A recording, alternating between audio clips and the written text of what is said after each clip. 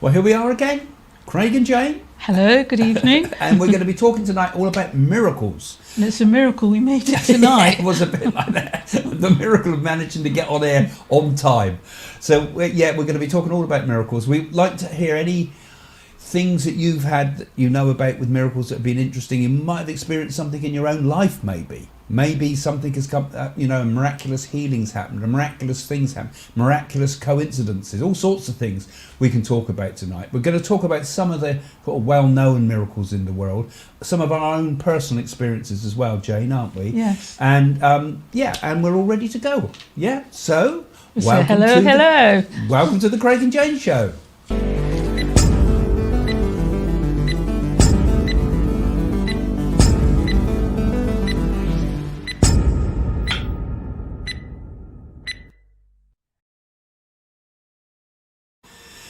Well, there we are. We're ready to talk. Unscripted, it says on the lead-in. We've got a few notes, obviously, but I thought the first, it's interesting to think about what miracles actually are as well, really, because they are, they seem to defy what we understand the material world to be, don't they? Like we were talking on the way up about. Yeah.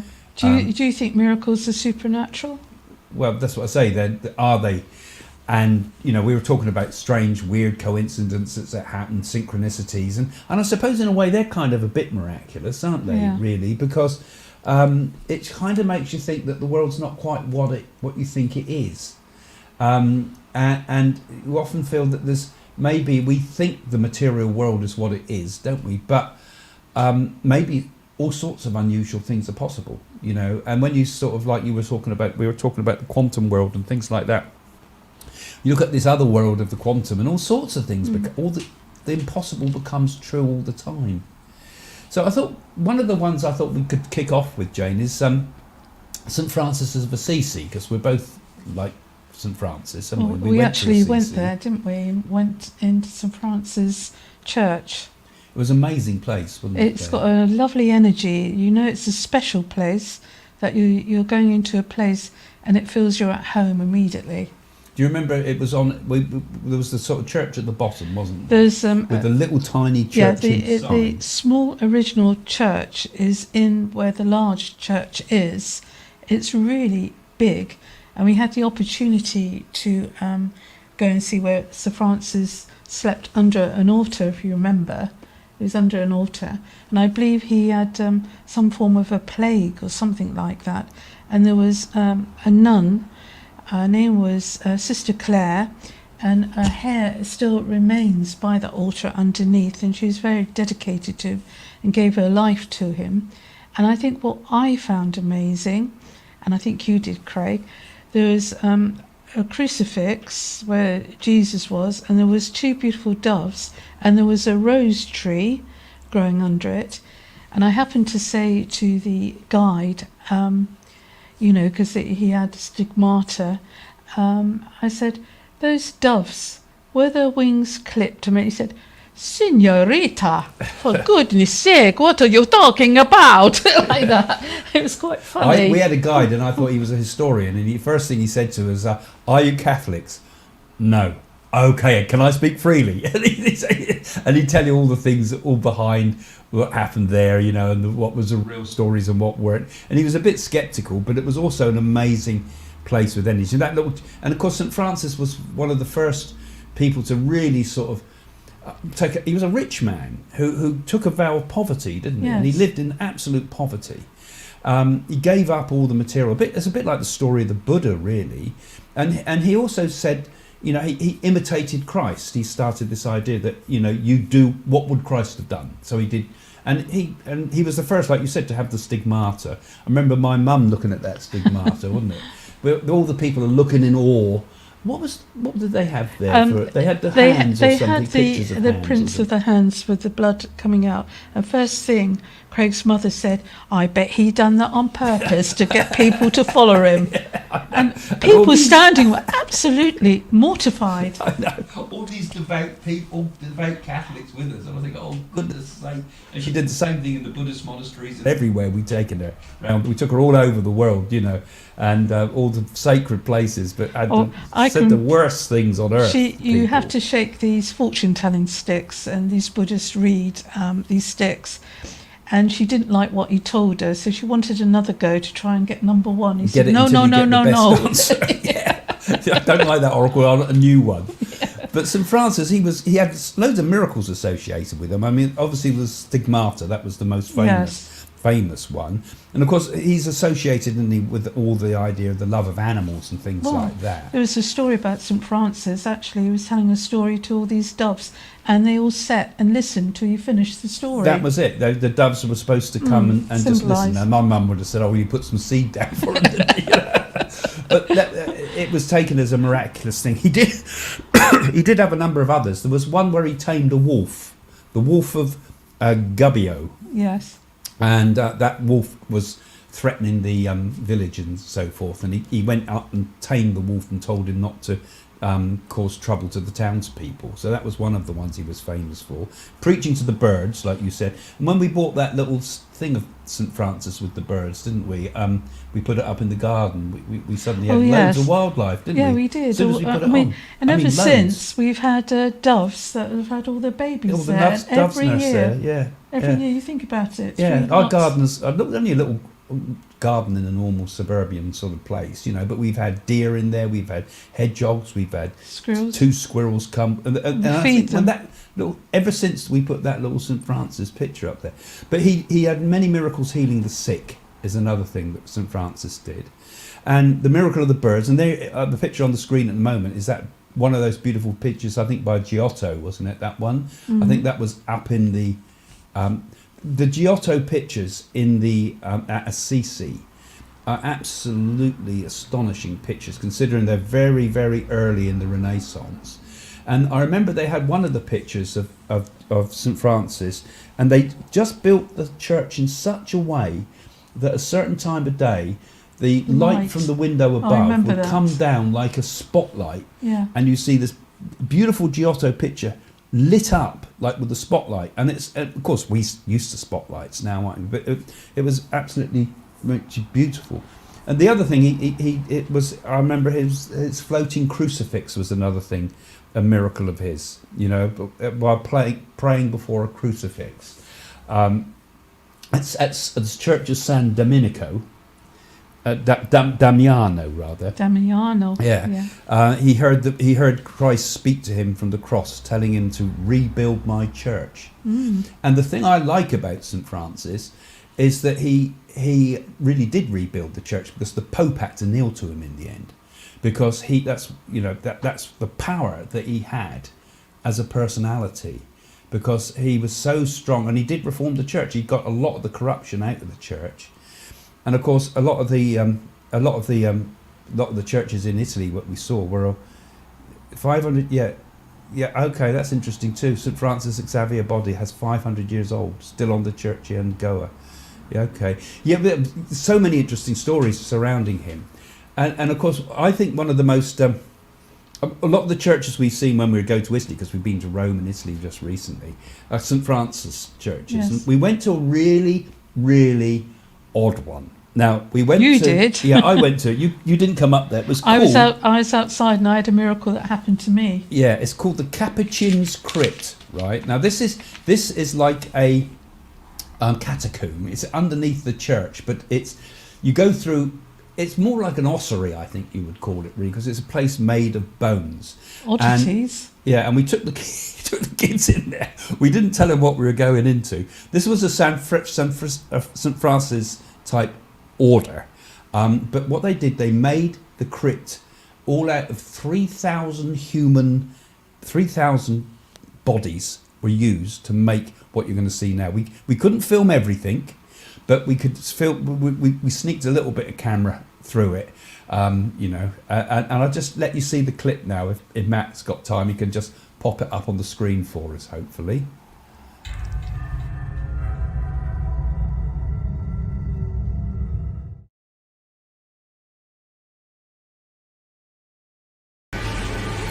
Right, here we are going for a cappuccino, but we're going to go for a different sort of cappuccino now, which is going to be the cappuccino monks.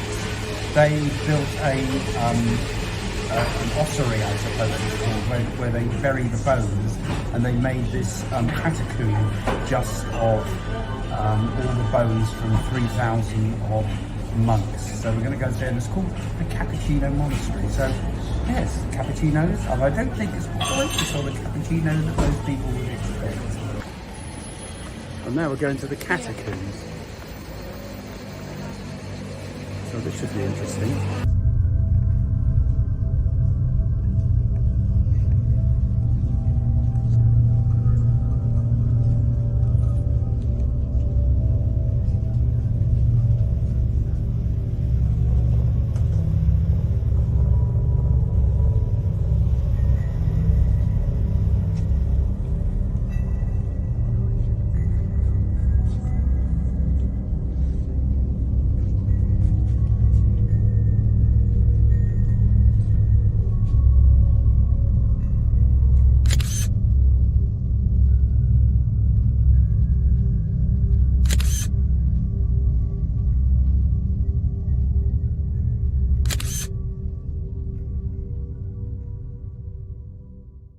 When we went in there, we said it was it was such a lovely voice on the recording.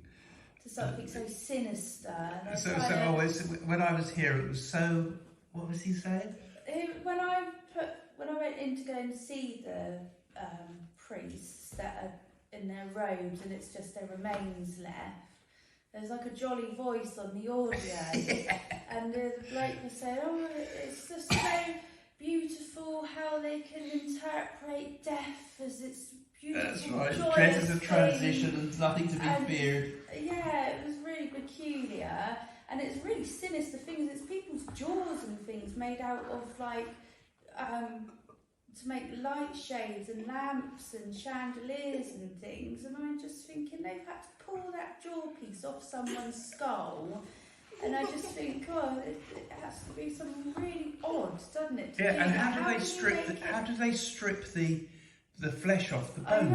Put it in maggots? Really, yeah. They've had to have done something. It had to be a bit of a weird bloke to do it. They said, oh, we don't know who the man is that did it, but he was known as somebody who was very, I can't remember, stylist. Yeah. And I was thinking, what is bloke? This is like Ed Gein, isn't it? How can you make that into a lovely thing?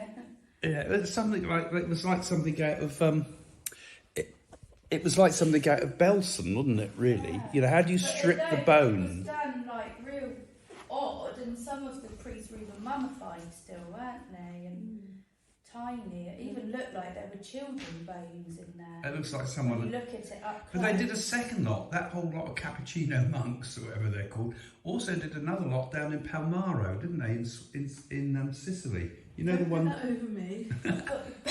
You know, I've got my lashes on. I know we've all done in from Chinese Rome. knot. I've got my hair done up like a Chinese knot. He's taking photos of us. Let's take a photo of the street. Anyway, interesting to talk about. I was going to do. Rubbed all the makeup off my face as well, rubbed my eyes. So I'm going to be in trouble there. Isn't he a rotter, isn't he? A rotter. Bad hair day. Yeah, I have a bad hair day every day. Well, you should pray for a miracle. Yeah, I need a miracle. The miracle herring. Another thing, Craig, Father Pierre.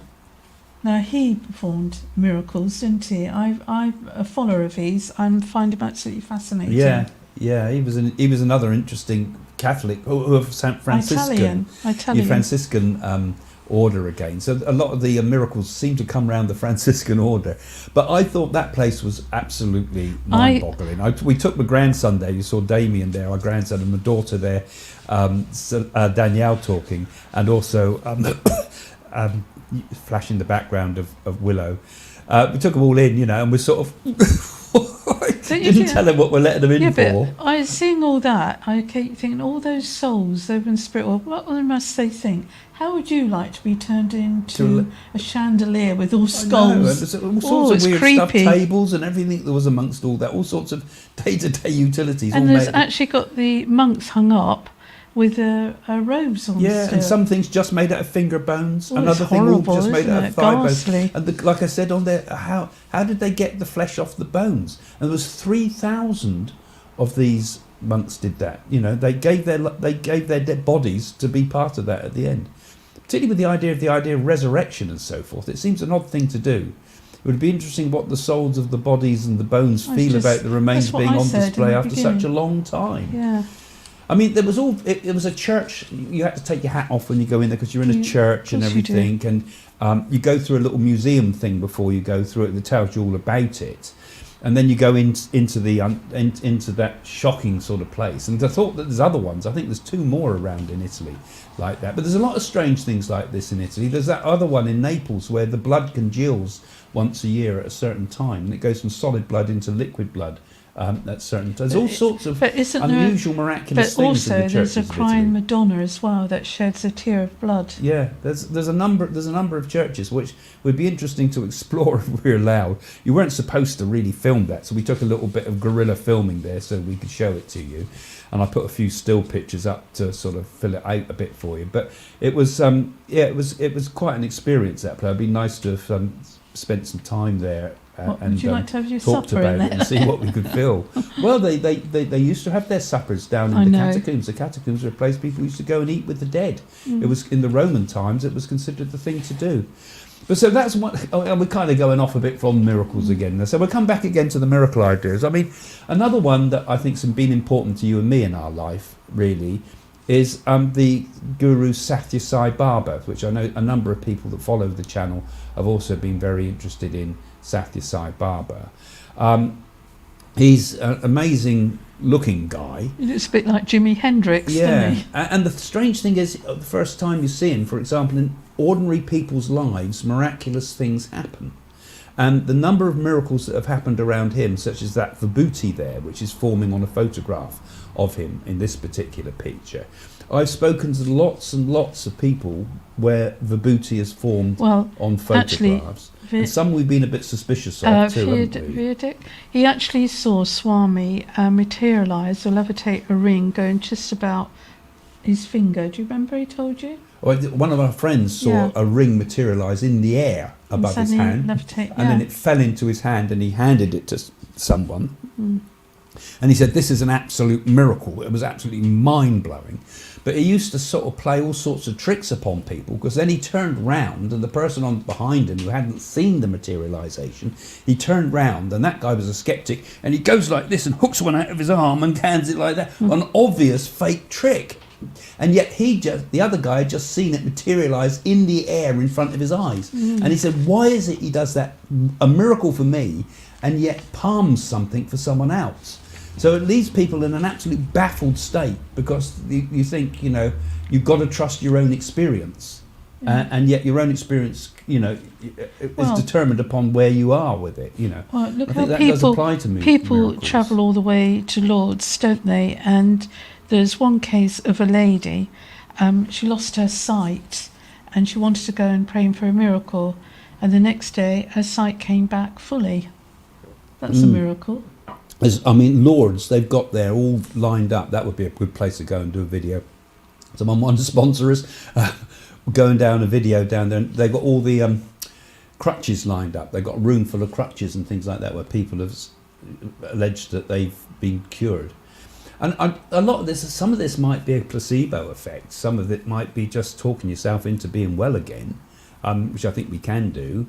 That's a skeptic might argue that, but then there's cases to suggest that, if you believe in miracles, they happen. And I think a lot of that little example of the Sai Baba is this person believed in the miracles, therefore it could happen. The one behind him didn't believe in the miracle and it couldn't happen. Yeah, but life is a miracle. Life is a miracle. A newborn baby, that's a miracle. And hear that newborn baby's cry, I think that's a fantastic miracle. Yeah. Nature's a miracle. We take it for granted, don't we? Our life is a miracle myself. I'm a miracle myself, exactly. That is the whole thing about our state in the world, isn't it? When you look at the thing, okay, they say it's evolution over millions of years, but even that's a miracle, because just if evolution is what it's about, which I believe it is. But how did the human eye form? How did I was watching a program on David Attenborough the other day about these plants that eat insects, but they give out the smell of rotting meat. How does a plant know how to send the smell of rotten meat out? It's had How does it know what it is? It's had enough of Craig Hunter. But by sheer hit and miss, I know. Yeah, it's had me around him. But by sheer hit and miss, a plant that doesn't have consciousness as such, so there's so much behind the universe. Do you think everything's a miracle? Do you think, Craig, that miracles sometimes are karmic? Well, I don't know about that. I mean, I suppose they say that in order to be in the presence of a great beings, you have to have good karma. You can't be with the guru and multiple gurus unless you've got good karma in the first place. Well, a guru place. will call you. There's no coincidence. It's no coincidence that you're in front of a holy person. Yeah. That's what. Now, miracles in Jesus' time. There was a wedding feast that Jesus turned water into wine. The miracle was performed after the host ran out of wine, and that's in the Gospel of John. Yeah, and Sai Baba turned water into petrol when they ran out of petrol. That was a very contentious miracle, because it's obviously questioning the Christian one at the same time. He turned water into petrol and they put it in the car and the car drove off when they were stuck. I mean, he used to say, miracles are my visiting cards, which means that I do these miracles so that people can know who I am, as it were. And I think miracles are kind of necessary, I think, for very highly spiritual people. Do you think it's a different reality? Do you think it's a different reality state? No, it's all part of this reality. It's just we can't see. Is life not an illusion at times? Yeah, well, life is a maya, they say, an illusion. But I think what happens with the miracles when they happen is a person on a very, very high spiritual level can perform these things, because it helps you understand that the world is not what you think it is. The world is not the material world. The world is the spirit, and it shows the power of the spirit over everything else. The other Eastern person, of course, is the one that I love much, and you've heard me talk about him a lot, is Yogananda Paramahasana. Yogananda. Say that again. I always get his second name wrong. But he had a lot of amazing miracles around him as well. Yogananda did. Matt will put a picture up in a minute. And he was a really amazing energy to Yogananda. He did a lot of healing miracles. He healed face, the sick. isn't he? He did a thing where he resurrected a drowned boy in his autobiography. A bit like Jesus. Yeah, he talks about reviving a young boy who drowned and bringing him back to life after intense prayer and divine intervention. Perfumes used to manifest around him quite a lot. People used to report smelling strong fragrances. We've had that also, didn't we? And when he died, his body didn't decompose. And this is one of the beautifications that they talk about in the Catholic Church. Yogananda wanted to bridge the gap between East and West. He wanted to bring Christianity to show the similarity of Christianity and the Indian teachings, that they were one and the same, really. But there was materialized objects around him, and in Autobiography of a Yogi, he talks about a lot of miraculous yogis that used to be doing incredible things. Big fat yogi in Varanasi, I've forgotten his name, Trilingaswamy, who every time they put him in prison, he'd always get out. They'd find him on the roof, but they'd lock him in anything, and he'd just be able to get out. Was he the incarnation of Houdini then? Well, it was a bit like that. I mean, he could do anything. But we went underground in Varanasi to where he used to meditate. It was just a small little square room, no bigger than much bigger than the width of this room that you can see here, about that square. Yeah. And a tiny little place down these steps, just no windows, no nothing, and the energy down there was astonishing. And he used to be able, that yogi Trilingaswamy used to be able to hold his breath for 3 months underwater, and they bury him and things like that. He had these incredible powers. So Yogananda too had lots of powers of telepathic communication with people, and is materialized to people after his death. And Babaji, who was his guru's guru, used to be able to materialize whole cities around them when they. Well, I know when I was in Assisi, I saw a miracle. This child didn't have long to live, had a brain tumour, and they were telling the parents, we can't give chemotherapy or radiotherapy, there's no hope. And the mother was set by this child and praying really hard, and God, I'll do anything you want to. The next day, this child woke from a deep sleep, and the doctors couldn't believe it because they thought this child was going to die. When they'd done a brain scan, the tumour had gone, and the child was back normal. That's a miracle that I've actually seen. Well, we get a lot of miracles in what we do with our work in spiritualism, really. I mean, don't you think that mediumship itself is a bit of a miracle, really? I mean, it's a miracle we can communicate with the dead. I mean, in terms of the material world, that's a miraculous thing. I mean, Jesus did it in the upper room, really. He did transfiguration where, the spirit was coming through him. And we see it today in spiritualism, although there was an awful lot, I think, of fraudulent stuff that went on as well, that people like Houdini did jump on, and rightly so, because extraordinary claims need extraordinary proof. Well, and you it's need still to prove happening that, today, isn't it? Sorry? It's still happening today. But it's there's still a lot of odd stuff going on. But I think in a lot of the stuff in spiritualism, like Helen Duncan and people like that, they materialised ectoplasm and four figures, and yet there was also room for doubt in it as well sometimes, and often get things like direct voice with people like Leslie Flint, who was a medium that you'd just sit there and it was like a ventriloquist voice, you would argue, but the voice used to just appear in the room in all sorts of places. It'd appear on the ceiling, then it'd appear outside the window, behind him, in front of him, everywhere. And the spirit voice was just a direct voice medium like that. He used to develop what they called an ectoplasmic voice box that used to just give these messages. And a lot of mediums today that are around sat with him and were very deeply moved by his power of his. I don't think people really appreciate mediumship, how difficult it is, and it is a gift. And if you're doing it properly, then it works. Especially if people are in need. I won't mention the person's name that came to me. The baby had died inside of her. She was 9 months old, and she knew something was wrong and everything. There's complications and everything. And then her father came through and said, "The boy is with me," and he drew initial A, and she said, "Yes, his name was Aaron." And I felt really that's wonderful how that communication came through in somebody's hour of need.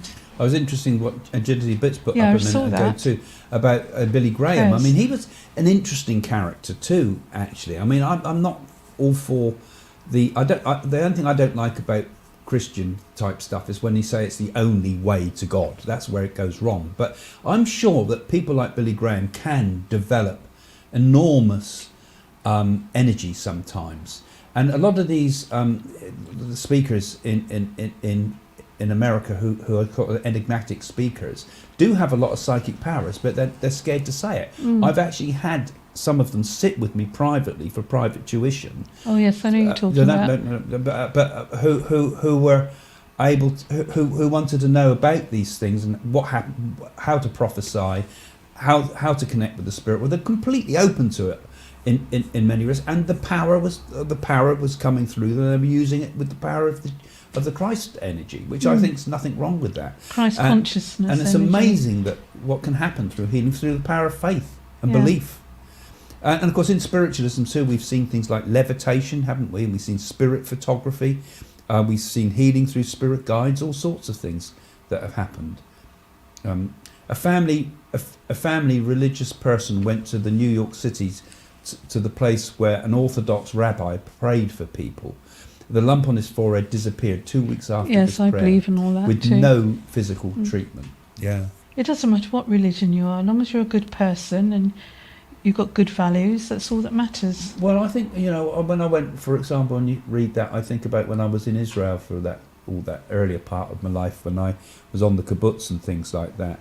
And we went to the religious sites of Christians, we went to the religious sites of Jews, and of course we went to the religious sites of the Muslims too, and every one had a power of its own, and every one I felt was a miraculous place, because I think places have an energy to them too. They do. Like Lourdes you mentioned, Yes. like the Dome of the Rock is another energetically powerful place, you know, like Mount of Olives was I was just very gonna say energetically that. placed, you know. I mean, the energy still lingers in Yeah. these places, and even places like Masada and places like that, and Ein Gedi and all the other fascinating places in Israel. There's still the energy of the past and all the people, and then the same thing. You can go to India, to Rishikesh and Ramaswala and all the places there, and Aranachana and places. They've all got the energy of the But great one beings mustn't that live pray there. for a miracle to win the lottery, because that would be wrong.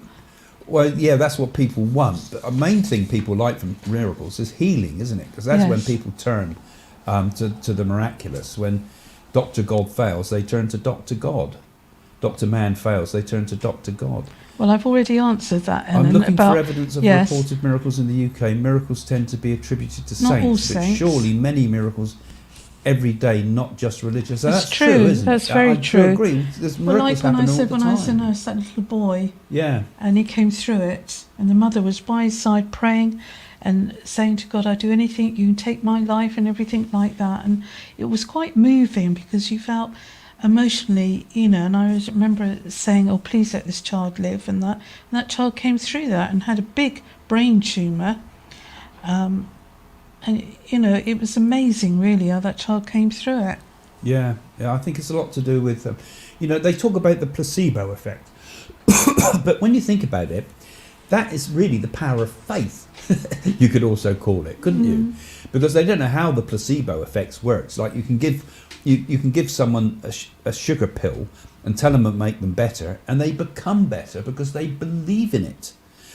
So why do they get better? Is it the body responding and healing itself, or is it something bigger than that? Is it the fact that I believe I'm going to be well and I will be well? It's the power of the will in many ways, these miraculous healings and things like that.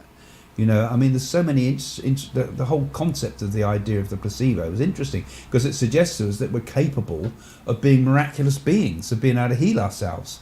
And who knows what we could do, you know, grow hair, all sorts of things might be possible. Yeah. So there was another one. I think I was sort of just following that idea of in spiritualism. I mean, there's been so many interesting things, but there was the guy Daniel Douglas Home. Is that or one that Hume, levitated? He pronounced his name. Is that So- one that levitated? yeah, he could in the levitate. Victorian times. That's right. He was an amazing man. I mean, he He's was got a bit of a mystical eyes. showman. You know, he If you took his hair away and his moustache, he could look like you, Craig. maybe, yeah. Hey, look. Oh, well, I it bet could he be got me blue eyes. reincarnated, perhaps. You know, he was Scottish. Oh, well. Born back right 1833 he was born, and he became a medium very young in his life. Actually, very early on, he started showing psychic phenomena and things. There he is in his kilt. He could levitate physical and do physical Didn't mediumship. he levitate and he could go through windows or something? Yeah, he went out the window, and then come floated back down again. to the floor, and came up from the ground floor again. You know, and he did some quite high-profile seances too. He gained widespread recognition because of it, of course, and he was the European royalty all flocked to him, aristocrats, prominent figures.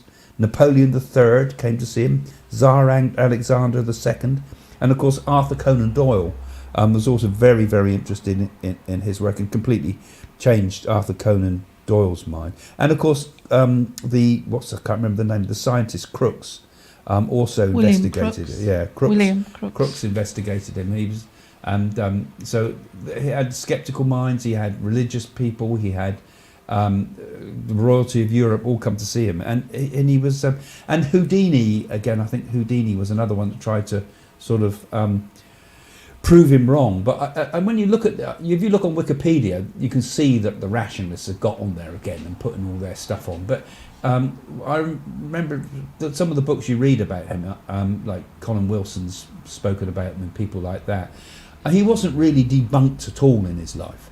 I mean, his miraculous things were done in front of so many people, Yes. and so many people of high standing, that I think he was one of the most incredible mediums of all time. And he did look a bit showy sometimes, a bit showman-y. When they got a picture of him, we haven't got the picture here, but it's a picture of him holding the skull, where he looks like Hamlet. a bit like Hamlet, you know, which I think, well, that's not the best of photographs to sort of show someone like that. But, you know, he did all these amazing things. So I put a list of some of the things he did. He did levitation, which we spoke about before. He went out of a 3rd-story window. That's right. And back in the room through another window, and it was witnessed by a lot of people. And I can't remember quite who witnessed, but there were some very people of high standing there. Table tilting was another thing he used to do a lot of. Now, I've seen that happen because we've done table tilting, and what you do is you have a kind of a small table, not as quite as big, a bit bigger than that. We had one. You put your hands around it, and all of the people in the circle sat round and put one finger on the table. That's one finger. It's energy. And it started moving, right? And none of us were pushing or anything because our fingers were coming off and things like that. And it started bouncing, and then we took our fingers off and it was still doing it. So that was a form of physical sort of phenomena that I saw. You know, and how did the table do that? What was causing the table to walk on its own? And there's been a lot of investigations of that too, and the Philip sittings, for example, in Canada, that were done years back too, and they invented a fake spirit and got it to the table to tap out fake messages from a fake spirit, but the phenomena still happened. So these things go. What about miracles of animals like Saint Bernard's that go and rescue people in the mountains? That's a miracle, isn't it? Yeah. They actually know, they pick up telepathically where that person is. Yeah. That's a miracle. Yeah, animals. I mean, the animals do some pretty incredible things. They do, or they go and rescue people. Sit or on you people's graves. get a dog, a house on fire to try and rescue the family and going into that building. Yeah. Some of the other things that D.D. Home did, which other mediums also did as well, he was immune to fire. Now, I saw that Siddhi yogi in India, and he would sleep in a fire. I didn't witness him sleep in the fire, but the people I were with, who were very sincere people, had witnessed him sleeping in the fire. They took me to the place, which was sort of like a pit that they built of ash, and he would sleep in the fire on burning coals, not just walk across it. Just like when Danielle did the fire walking, you walk across and it doesn't actually have time to burn the body. So because the act of walking over the coals means the temperature can't pierce the body. But they did get burnt. They on got a their little feet. bit, but generally you can walk. But you actually laid in a burning pit. Another one he did as well, Alan, was he elongated his body. He used to make his body long and thin. And so he was reputed to have elongated his body, growing several inches in height while seated or standing during seances. And this left witnesses absolutely gobsmacked, actually. They'd see that, and how did he do that? Mm-hmm. I mean, people could always say, oh, there's trickery to these things, but he was consistent. And he's doing this in front of royalty, where everybody's gathered round him. I mean, you're not going to be able to cheat, and if you do cheat, your reputation, you're going to be in pretty serious trouble. That would be in Queen Victoria's time, wouldn't it? Yeah, so he was born in, I think, did I write his date down? 18 something? 18 something, 1823 or something, I'm not sure. And what he was born in, you've got me now, I've lost it, St Francis, 1833. Mm-hmm. He was born in 1833 in Scotland. And he became a medium at a young age, and then he moved to the United States for a while too, and he got a lot of fame over there, and he went all over Europe and everything. And he also used to produce spirit hands. Now they say, oh, these were cheats, these were dummy hands. They used to put them into wax and things like that, so you get imprints. I think that's what they did, because we saw some at the museum at the Spiritualist National Union at Stansted. Yeah, they were had wax the wax hands. I don't think they were D.D. Holmes' hands. Oh no, I don't think they were. But whom Ulysses called himself, I believe. But they were pretty weird looking things, and they even had fingerprints on them, didn't they? And they would examine the fingerprints to see if the fingerprints corresponded with the person. They were different to the person's fingerprints, And sometimes these things would appear in mid-air.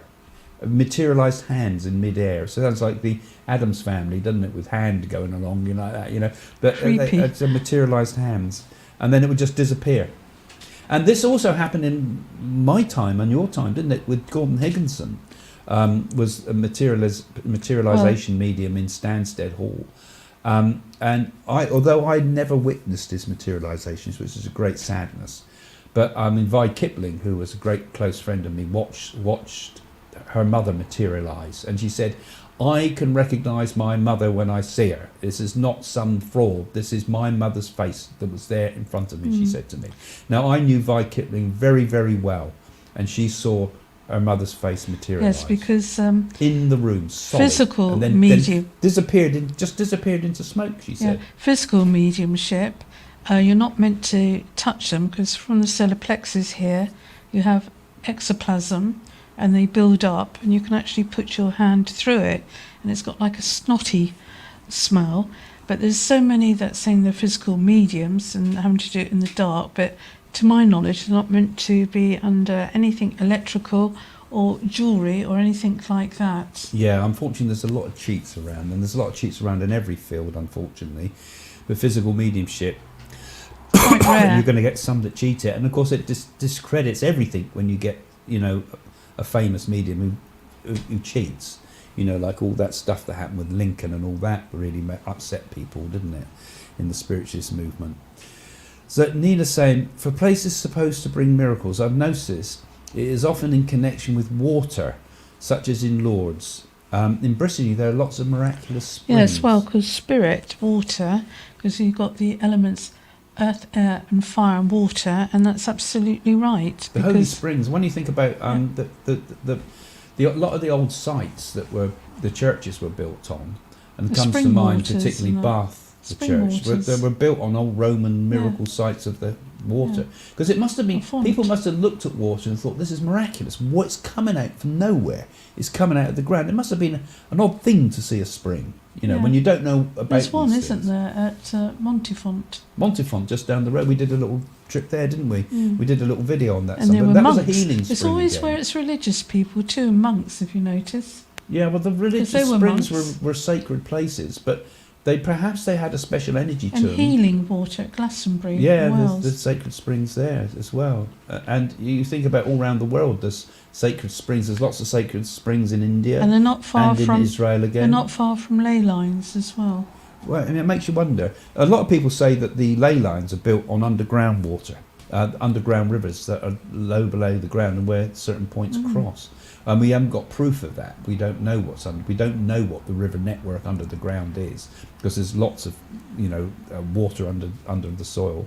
But maybe those flows of energy do have a special effect upon us. It's interesting that Geopathic stress, they call the it. churches do baptism and water, don't they? Holy water meant to, when they baptise a baby and that. So where did all this come from? Yeah, it's always been a thing of cleansing, hasn't it? Of rebirth. Water is a symbol of rebirth. And it's also a symbol of the spirit, I suppose, in lots of ways, because it flows, doesn't it? Yeah, now there's a difficult one. Lydia's saying. Well, I suppose it's a question. I don't know how you define it, really. Seeing is believing, I think. If you saw a sick child or somebody ill health, and there was no sort of drugs or anything, and then you suddenly see the house suddenly deteriorate, and then suddenly you see a miracle, that child comes back whole again. I would say that's a miracle. I would say, to define it, I would say anything that defies the material, physical reality. In front of you, that's what I'm saying. It defies the laws of physics. Yeah.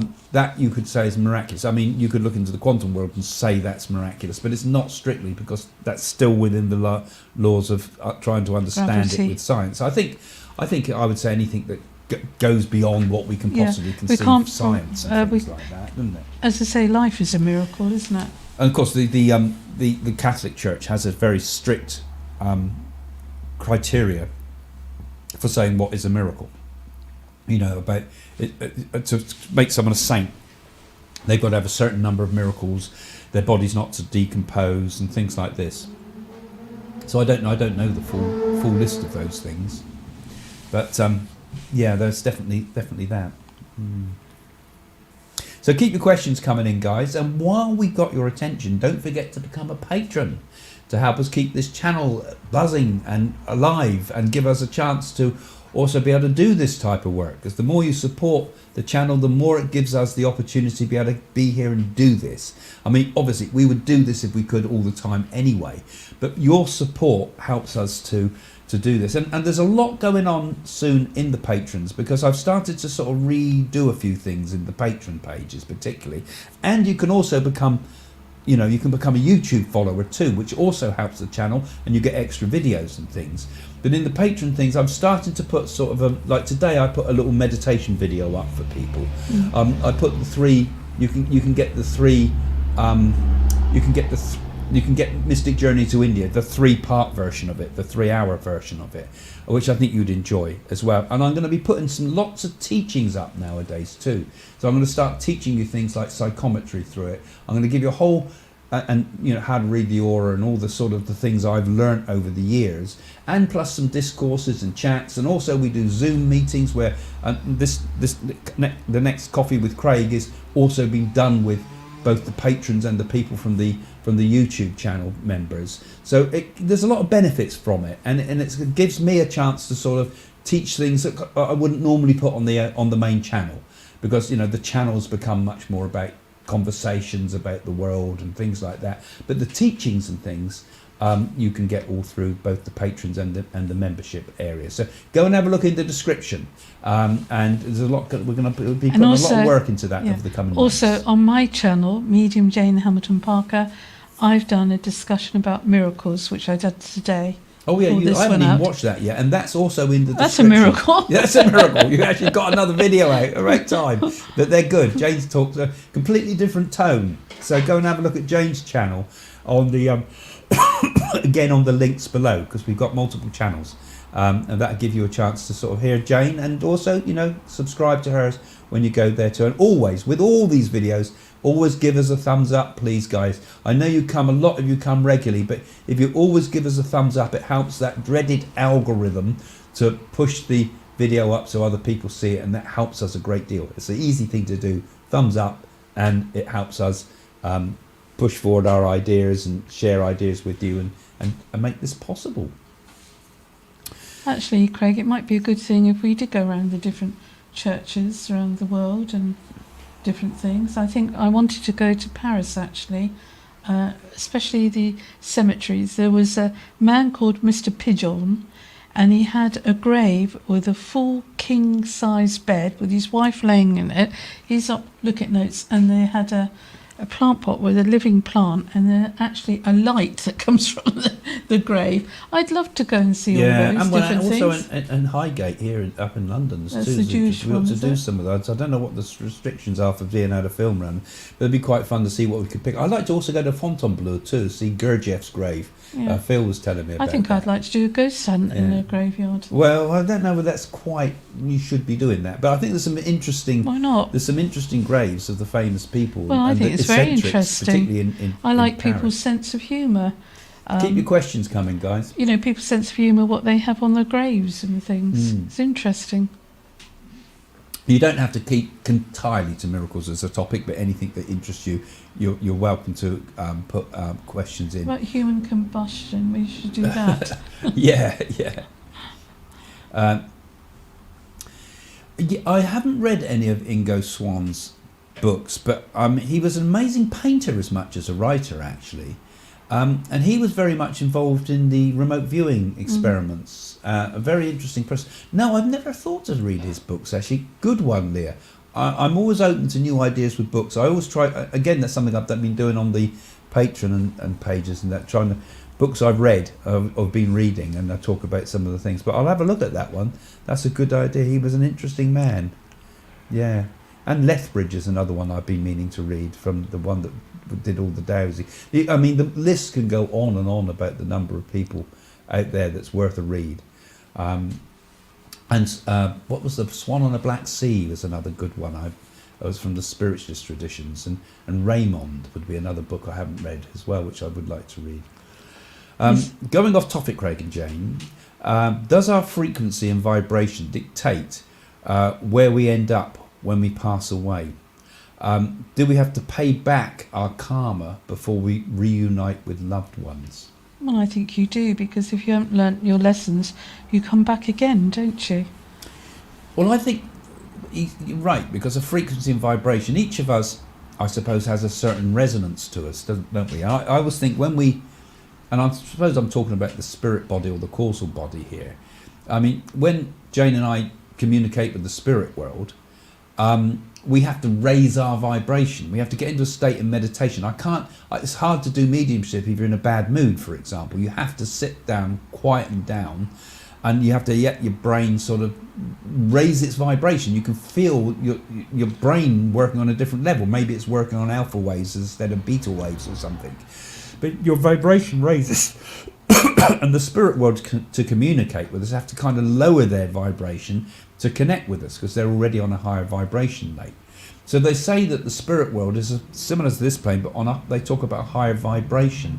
And I think this kind of fits in a lot with the ideas of quantum and things like that. When you start looking at quantum, you start thinking, well, you could describe this in terms of vibration, couldn't you? The vibration of spirit.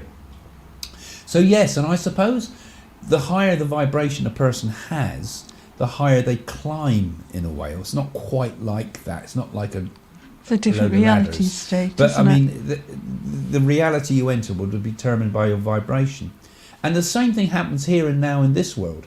If we get into like people that get very depressed and very lazy in life will often attract negative stuff into their life, and their whole world for them becomes slow and run down and depressing, you know. So that's why it's very important for each of us, I think, to try to raise our vibration by, you know, spiritual work of some sort, doing our meditative practice, doing physical energy also helps physical work even helps raise our vibration. And it's not just in the next world, it's in this one too. And I think the more higher our vibration, the better things we attract in our life, and the better people we attract to our life as well. Like attracts like, and its resonance is passed along. Loretta's saying, where would people go today for miracle healing? Italy, is it, Craig? Prophetic persons? Well, anywhere. Really, there are. Most miracles happen around individuals, actually, don't they? I suppose there's places as well. In India, there's plenty of places. I mean, when I went to, the great mountains of India are often taken as places of great physical energy for healing. Arunachala was one that I spoke about. There's what's Shiva's mountain in the north of Italy. What's it called? Forgotten it. Gone now. Mount Meru, and also there's the holy wells in the south of Italy too. All those places are supposed to have miraculous energies to them, but there's also many very powerful people in the earth at the moment who also have healing energies. When we've seen Sharavana Baba, who we go to see sometimes, his energy is such that I've spoken to a lot. I wrote it in my book Be Happy. There was quite a few people who had miraculous cures, who'd had lung cancer cured and things like this, and had miraculous things happen. And he's not alone. There's many people that do have very, very high spiritual energy, and even our own healers in spiritualism and Reiki and all the other movements. I mean, that's still a miraculous thing. So I mean, and our friend Andrew McKellar, he spent his life healing too, and that's quite a lot of miraculous healings. Well, Brazilian healers are very good. Yeah. And then you have those that do psychic surgery. I think you just got to keep seeking, really. And often these things are not high profile. They're people that you find that have the power, but they don't make a lot of noise about it.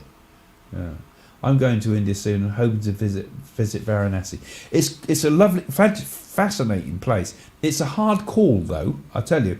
I mean, when I was there, I was on the Sindhi Ghat, and we're in a sort of a ruin of a hotel. Literally, it had no walls on some of it. You know, it was like a concrete square with a few rooms put in it. And you look out your window in the morning. Well, you watch the rats everywhere, but you watch it. Look out the when you got the burning Ghat, because Sindhi Ghat is one of, I think it's pronounced Sindhi, where they still burn with wood. There was a wood Ghat, you know. It was supposed to be the best to burn. So you're looking at, you're sat on there on the balcony looking at it, thinking, there goes another body, there goes another one, you know.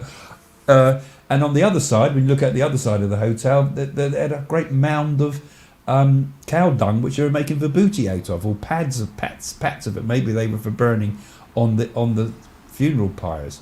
That's right down on the Ghats, where the Ghats are right on the Ganges itself, you know. And so it's quite a call. you're going to have to really watch your health there, because you've got to watch your food. I was very lucky. I actually found, I was worrying about the food, and like a miracle happened to this. I found a South Korean restaurant in the middle of Varanasi. It seemed impossible. Down there's all little lanes and sort of sharp turns, you know. And the first place I was eating something here, and I looked round and there's a pair of feet next to me, and it's got an orange robe on it. It was somebody that was on a stretcher that was dead, was just being and I'm eating right next to it. I think, my God.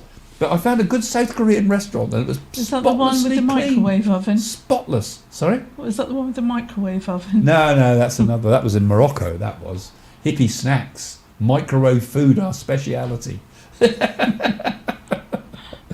Yeah, funny.